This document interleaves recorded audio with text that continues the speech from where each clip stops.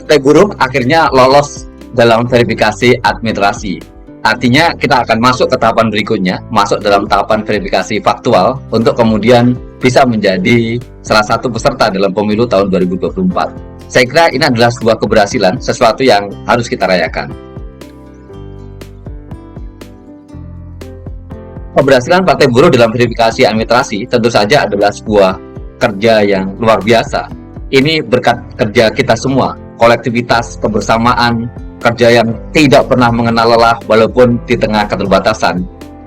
Ini adalah kabar baik, sesuatu yang kemudian meneguhkan semangat kita, yang membuktikan bahwa kerja-kerja kelas pekerja adalah kerja-kerja yang tidak bisa diremehkan begitu saja. Keberhasilan kita dalam verifikasi administrasi sekaligus menegaskan, sekaligus membuktikan bahwa struktur partai kelas pekerja ini benar-benar mengakar sampai ke bawah.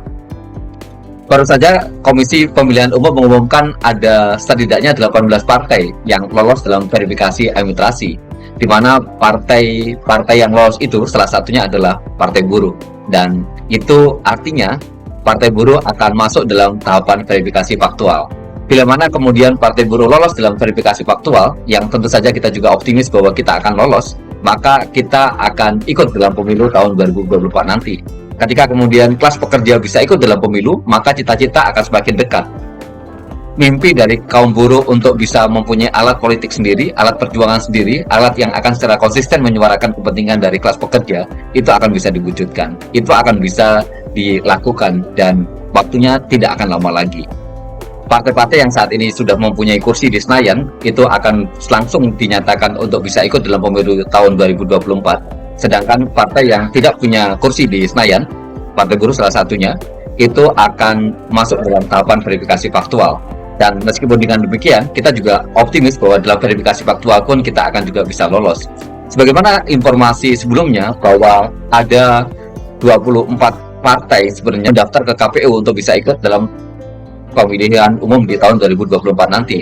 Namun demikian, 4 partai itu gugur di verifikasi tahap 1. Keempat partai itu adalah Partai Suara Indonesia atau Parsindo, kemudian Partai Republik, kemudian Partai Republiku Indonesia, dan yang terakhir adalah Partai Republik 1.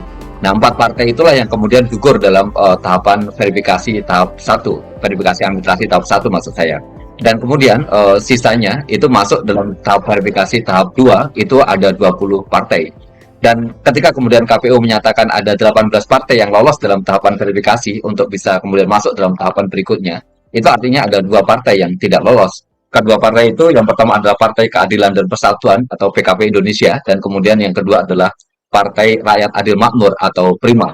Tentu saja ini membesarkan hati kita, ini membuat optimisme kita semakin menggelora, kita semakin bangkit kembali begitu untuk kemudian berkeyakinan bahwa tidak ada sesuatu yang tidak mungkin ketika kita melakukannya secara bersama-sama. Kali-kali kita mengatakan bahwa ini adalah partai kelas pekerja. Ini adalah sebuah partai yang membawa gagasan baru, membawa gagasan perubahan, partai yang mendedikasikan kerja-kerjanya pada kerja-kerja rakyat. Itu saja yang bisa saya sampaikan. Sukses selalu dan mohon dukungan dan doa restu agar partai kelas pekerja ini bisa lolos dan kemudian menjadi salah satu kontestan dalam pemilu tahun 2024 untuk memastikan agar kesejahteraan bisa diwujudkan.